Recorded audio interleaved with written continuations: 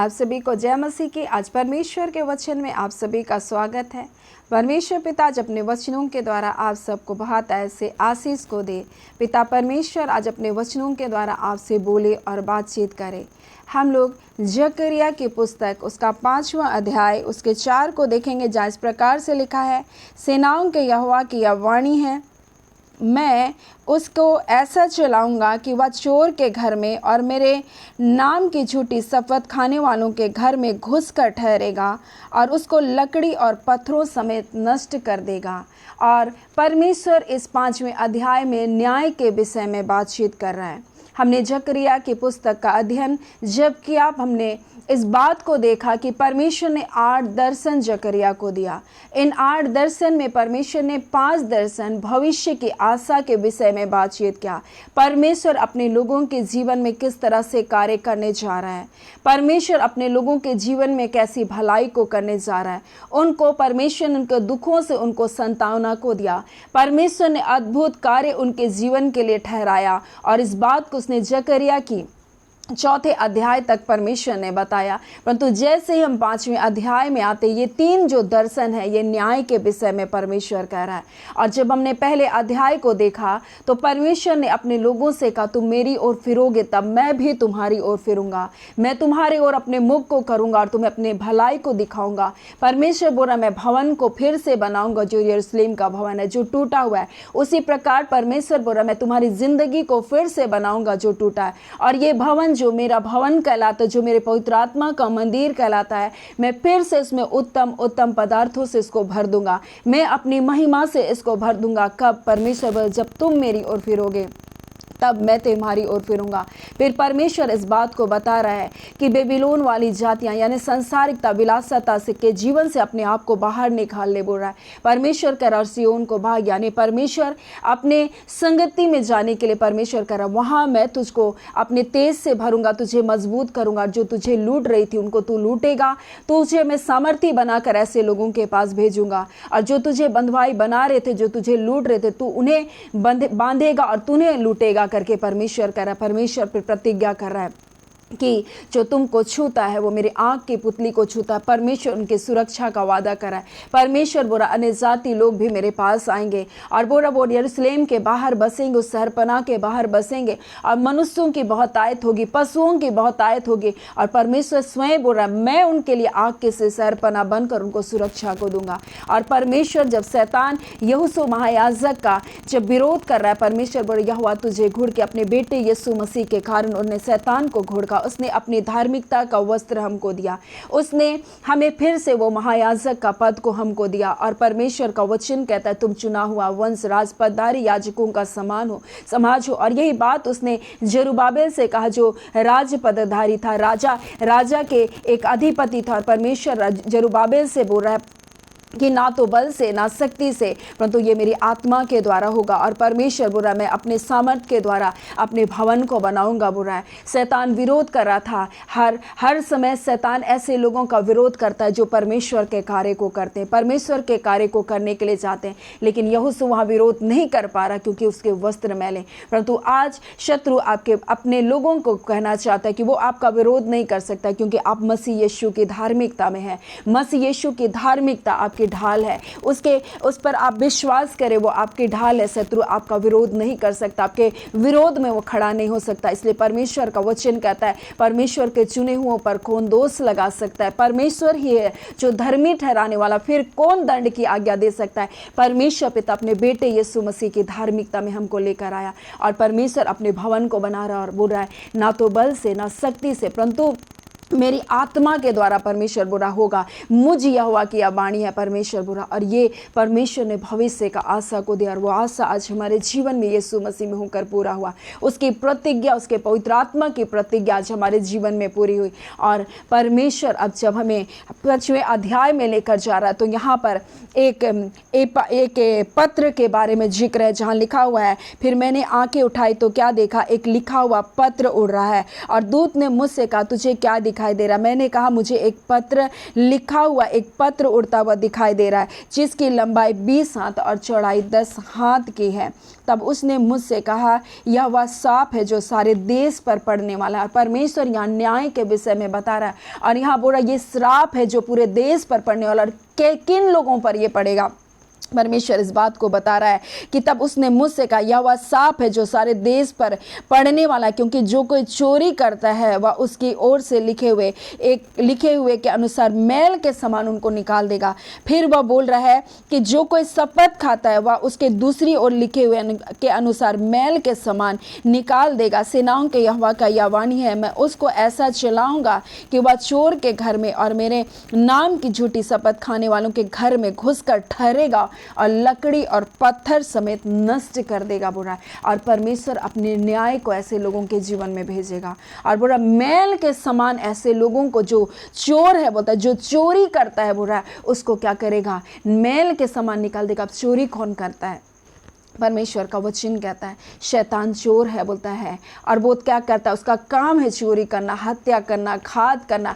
और जैसे कोई संगति जिसकी संगति करता है वो ऐसा ही हो जाता है, वैसे ही जो शैतान के कार्य को करता है वो शैतान की संगति में है। क्योंकि जो चोरी कर रहा है, झूठी गबन कर रहा है, झूठ बोल रहा है, ऐसे लोग झूठी बातों को फैला रहे हैं, ऐसे लोग क्या हैं, वो शैतान के लोग। हर परमेश्वर बोल रहा है कि मैं पूरे देश को ऐसे लोगों को क्या है, मैल के समान बोल रहा है, क्या करूंगा, हटा दूंगा बुरा, उनको मिटा दूंगा बुरा, मैल के समान बोल रहा है कि मैं उसको मेरे से बोलता है कि समान निकाल दिया जाएगा, ऐसे लोग बोल रहा है। और परमेश्वर बोल रहा है कि ये पत्र जो है, और बोल रहा है ये पत्र जो उड़ता हुआ पत्र इजराइल देश के पापियों के विरुद्ध है, जो परमेश्वर के श्राप और न्याय को दर्शाता है। बोल रहा है ये पत्र जो है इजराइलियों के पाप के बारे में, और परमेश्वर उनके विरोध में बता रहा है कि ये जो श्राप और ये न्याय है उनके विरोध में पड़ेगा। बोल रहा है यद्यपि परमेश्वर दयालु है, परमेश्वर कृपालु है। प्रभु का वचन इस प्रकार से, दूसरा पतरस उसका 5 उसका 9 में इस प्रकार से लिखा हुआ है कि प्रभु अपनी प्रतिज्ञा के विषय में देर नहीं करता,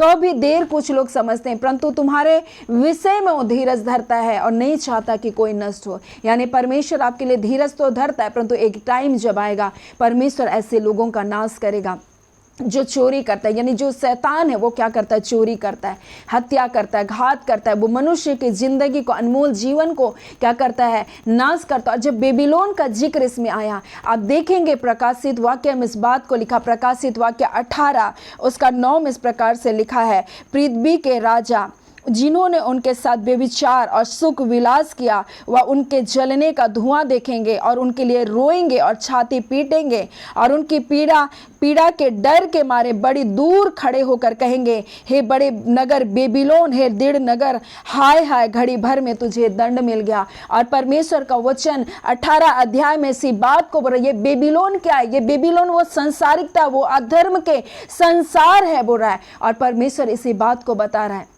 कि ऐसे लोगों को के जीवन को क्या करेगा, परमेश्वर नाश करेगा। और यहाँ पर अगर हम लोग आगे देखेंगे 5वें अध्याय के 5 से आगे हम लोग अगर देखेंगे तो यहाँ पर एक एपा के बारे में लिखा है और बोल रहा है कि एक दूत मुझसे बातें कर, उसने कहा आंखें उठा कर देख कि वह वस्तु निकली जा रही है। मैंने पूछा वह क्या है? उसने कहा वह वस्तु जो निकली जा रही है वह एक एपा नाप है। उसने फिर कहा सारे देश के लोगों का यही रूप है बोला। और एपा किस बात को दिखा रहा है? परमेश्वर का वचन हमसे कहना चाहता है एपा ऐसे लोगों के पाप और उनकी अनैतिकता को क्या कर रहा है, दर्शा रहा है। और वो स्त्री जो दिखा रहा है वो मूर्ति पूजा और हर प्रकार के अधर्म को दिखा रहा है। और इसको हम लोग देखेंगे प्रकाशित वाक्य 18 में तो यही बात को लिखा है। और ऊंचे शब्द से पुकार कर कहा गिर गया, बड़ा बेबीलोन गिर गया, वह दुष्ट आत्माओं का निवास, हर एक अशुद्ध आत्मा का अड्डा, हर एक अशुद्ध और घृणित पशुओं का अड्डा, और उसके व्यभिचार के भयानक मदिरा के कारण सब जातियां गिर गई।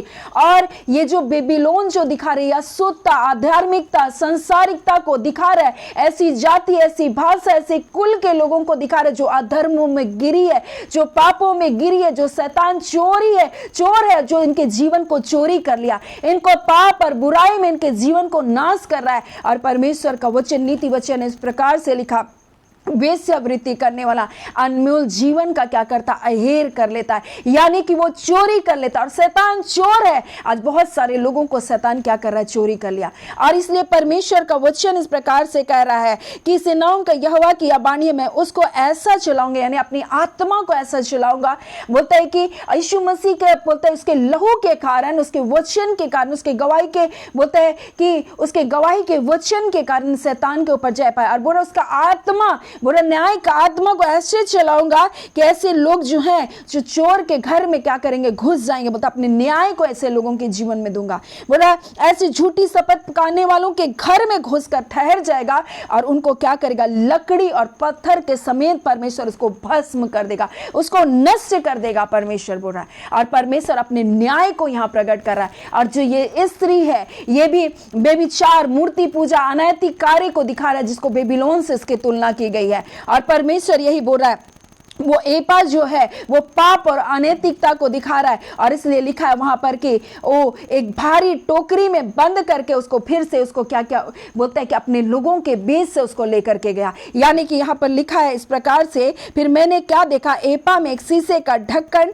उठाया जा रहा और एक स्त्री उस एपा के बीच में बैठ गई। और दूत ने कहा इसका अर्थ है दुष्टता, और उसने स्त्री को एपा के बीच में दबा दिया और शीशे के ढक्कन से एपा के मुंह को बंद कर दिया। और मैंने आंखें उठाकर क्या देखा, दो स्त्रियां चली जाती है और उसके पंख पवन में फैले हुए हैं और उनके पंख लगलग से है और वे एपा को आकाश और पृथ्वी के बीच उड़ाए ले जा रही है। तब मैंने दूत से बातें करके पूछा, वे एपा को कहाँ ले जा रही? उन्होंने कहा सिनार देश में ले जा रही है और वहाँ उसके लिए एक भवन बनाए और वहाँ जब वह तैयार किया जाए और वह एपा वहाँ अपने ही पाए में खड़ा किया जाएगा। और यहाँ बोल रहा है कि अपने लोगों के बीच से परमेश्वर उस अधार्मिकता को, उस पाप को, उस बुराई को परमेश्वर अपने लोगों के बीच से दूर करेगा। क्योंकि वो दूत आएगा और उसको क्या करेगा, शीशे के ढक्कन से बंद कर देगा।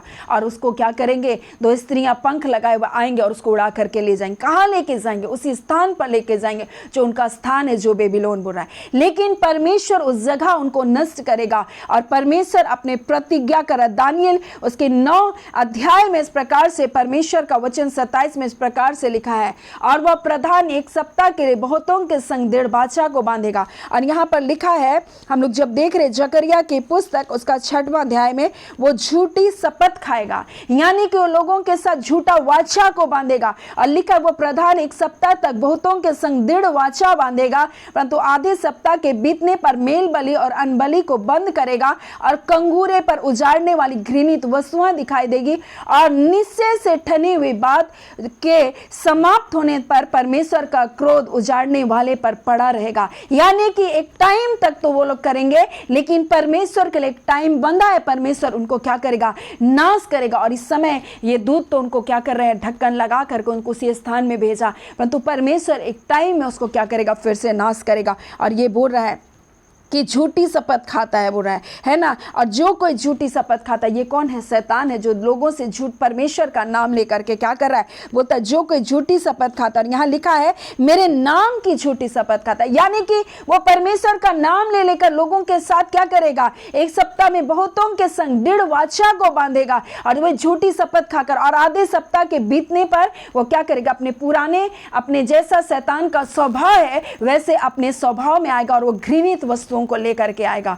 और परमेश्वर क्या कर रहा है, एक समय तक बोला जो बातें तय की गई है तब तक तो ये रहेगा, परंतु परमेश्वर का क्रोध इन पर पड़ेगा उस ठहराए हुए समय पर, और परमेश्वर इनको नष्ट कर देगा। और यही बात परमेश्वर यहाँ न्याय के विषय में 6वें अध्याय में बता रहा है और बोल रहा है कि बोला ऐसे लोगों के विषय में, बोला जो चोर के घर में, मैं उसको ऐसा चलाऊंगा कि वो चोर के घर में और मेरे नाम की झूठी शपथ खाने वालों के घर में घुसकर ठहरेगा और उसको लकड़ी और पत्थरों के समेत क्या करेगा, नष्ट कर देगा। और परमेश्वर यहाँ दुष्ट के नष्ट करने के विषय में बातचीत कर रहा है।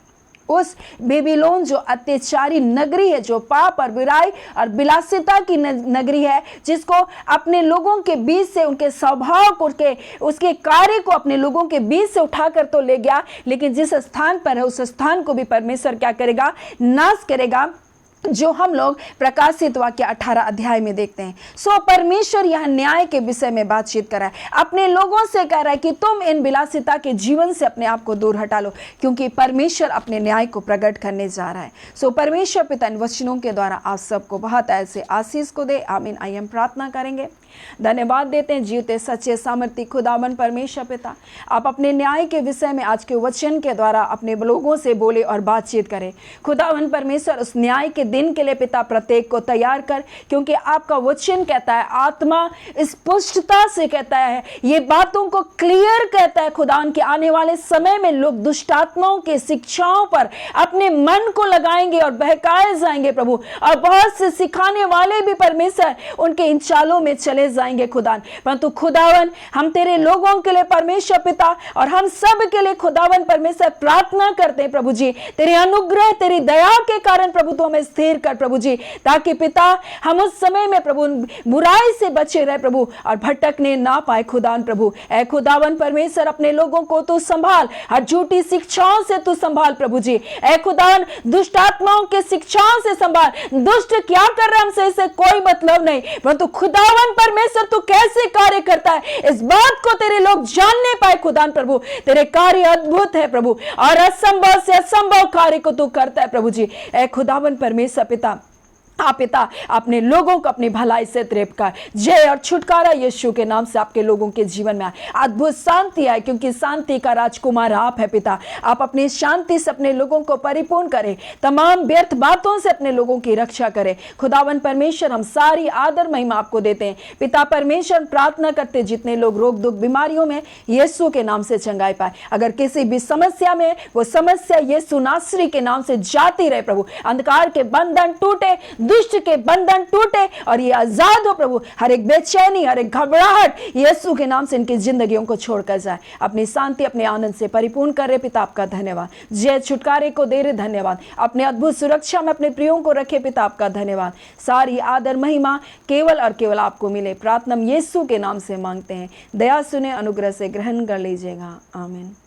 परमेश्वर पिता आप सबको बहुत ऐसे आशीष को दे। आमीन।